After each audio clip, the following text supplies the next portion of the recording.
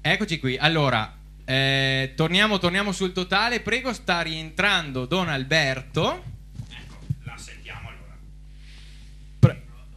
Allora, no, un attimo, non sentiamo. Passami qui.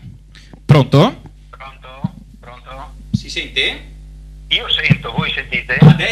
Adesso la sentiamo. Siamo in collegamento con Monsignor Vescovo Corrado Pizziolo. Buonasera.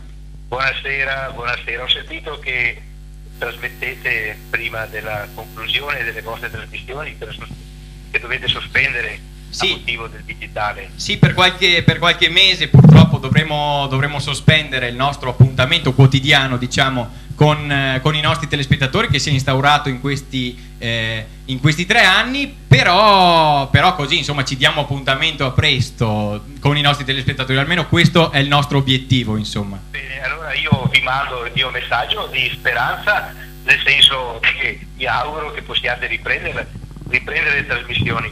Intanto per il momento vi ringrazio di quello che avete fatto, anche se io purtroppo non ho potuto per motivi di tempo e anche di mezzi seguirvi. Ho sempre sentito molto apprezzamento in quello che avete fatto e anche quelle volte che ci siamo incontrati ho avuto modo di apprezzare il vostro servizio. C'è da dire, diciamo, che molte volte abbiamo cercato di coprire anche televisivamente alcune celebrazioni che la vedevano protagonista, anche perché comunque i nostri telespettatori ce le richiedevano, insomma, quindi... Esatto, sì, quindi avete fatto un servizio, diciamo, ecclesiale che andava al di là anche della vostra parrocchia, un servizio un po' per tutta la Chiesa diocesana, e di questo appunto vi sono riconoscente. E mi auguro che troviate il modo di riprendere, perché credo che sia il panorama dei mezzi di comunicazione sia uno strumento davvero positivo. Speriamo insomma che questo sia possibile. Noi la ringraziamo e un'ultima cosa, stavamo ricordando prima con Don Alberto, quando, se lei si ricorda, noi ci siamo incontrati proprio nel momento del suo insediamento qui a Vittorio Veneto, non so. Certo, sì.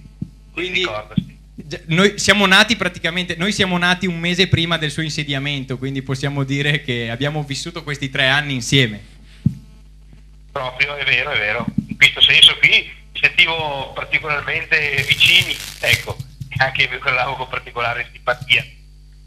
Ecco, bene, Eccellenza, noi la ringraziamo anche per questa sorpresa che ci ha fatto. Speriamo di darci appuntamento appunto a presto, no? D'accordo, guarda. Bene, grazie, ringraziamo Monsignor Vescovo Corrado Pizziolo appunto per questa sorpresa.